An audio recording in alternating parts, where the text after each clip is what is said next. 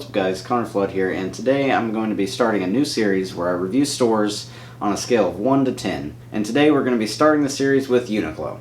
So some quick information before we get started about my proportions and my size. I am 5'9", 135 pounds, my waist is a 27, sometimes I can get away with a 28, my inseam is 32, and my chest is a 34, which would usually make me a small or an extra small at most stores. I had to order everything online because I live in Texas, and as far as I know, there's not any UNIQLOs down here. And all the shirts I ordered were extra small, and all the pants I ordered had a 27 waist. Alright, so let's go through everything I got. So we're going to start with this denim shirt, or chambray. I think they called it a denim shirt on the website. This is the lighter option that I got. It's kind of a medium wash. It has kind of brownish gray buttons, which is kind of interesting, I guess.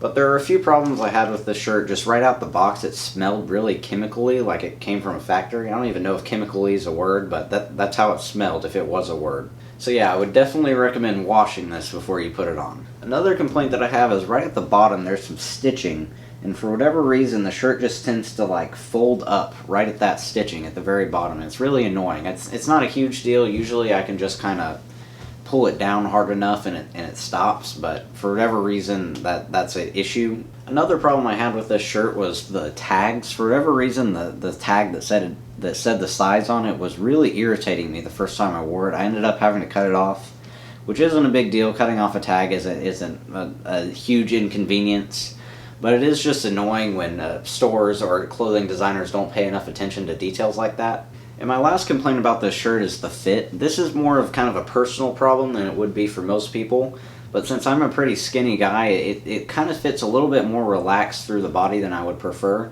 It's not a huge issue. It wouldn't stop me from buying it, but it's still just kind of something I didn't really like about it.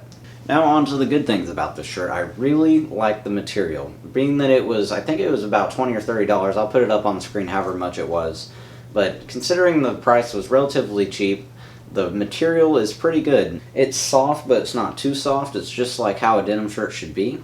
I also like the color of it. It's kind of a nice medium wash. So yeah, regardless of the inconveniences, I would say overall, I like this shirt.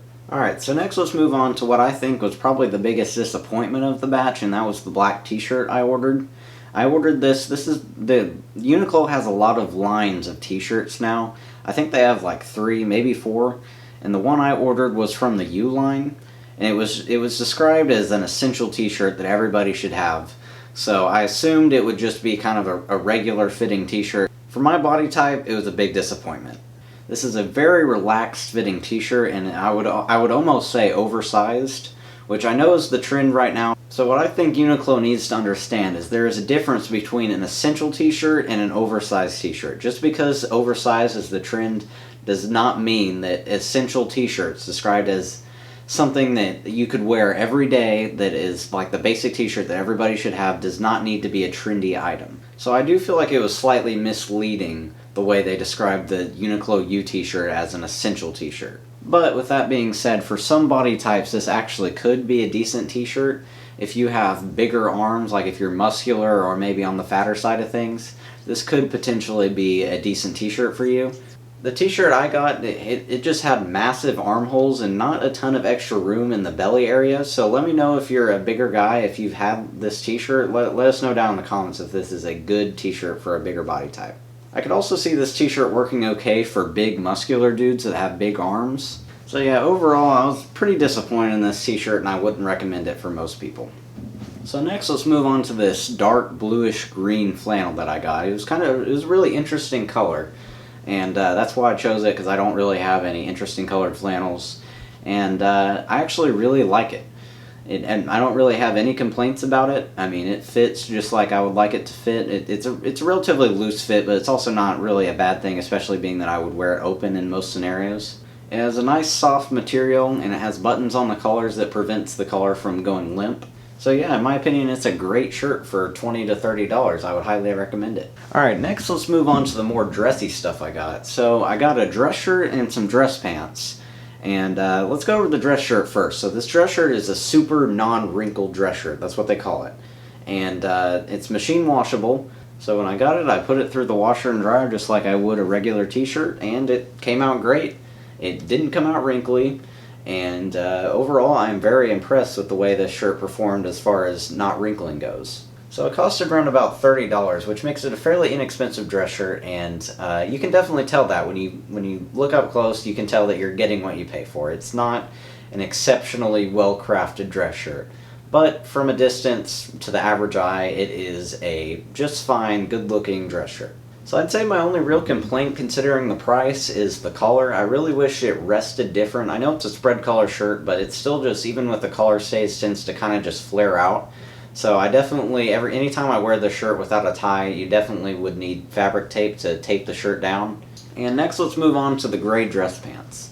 So these were the most expensive thing I got. I think after the hem, which I'll tell you about here in a second. In total they costed around $85, which is pretty pricey considering it's from UNIQLO. But as long as I'm getting a higher quality item for the higher price, I'm okay with it. One thing I found interesting about these is on their website they had the option to choose the waist, but it only came with one inseam length, which was 34. And then you had to pay an extra $5 if you wanted to get it hemmed without the hem showing. Which I thought was kind of an interesting way of doing things, because doing that also allowed for you to get it hemmed to half inches. So I got a 31.5 hem instead of a normal 32, which could definitely help out with people who are very particular about the lengths of their pants. So as far as quality goes for $85, it's questionable. They're okay.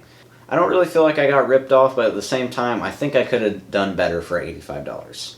And lastly, let's move on to my favorite thing that I got, which is the jeans. These normally are $50 jeans, but I got them on sale for $30, and I am very, very happy with the jeans that I got for $30. They were described as slim fit on the website when I got them. I'd consider them to be slim fit. The quality is pretty good, especially considering the price. They have a medium rise, which is what I generally prefer in my jeans. The color is exactly what I expected it to be. They're 27-32, which is a good size. I mean, one thing that I do want to give UNIQLO credit for is they have really good sizing options. A lot of places, the smallest waist size they carry is a 28, which can be a problem for me sometimes, because usually if I wear pants with a 28 waist, I have to wear a belt, which isn't ideal. So yeah, UNIQLO definitely gets extra points for having a 27 waist option. So yeah, to wrap it up, I would say as an overall store, I would give UNIQLO an 8 out of 10. They have a lot of really oversized stuff, which I don't really like. I'm really not big on the oversized trend, and I don't really appreciate how that t-shirt was disguised as an essential t-shirt when it was actually an oversized t-shirt, or very relaxed fitting, whatever they want to call it. But yeah, overall, 8 out of 10, solid store. I wish I could go into an actual store and try stuff on, but I live in Texas and they don't have any stores here. So yeah, let me and everybody else know down in the comments what your general experience with UNIQLO has been, and whether you agree with me or disagree with me. Other than that, subscribe for more store reviews and other fashion-related content, and thanks for watching.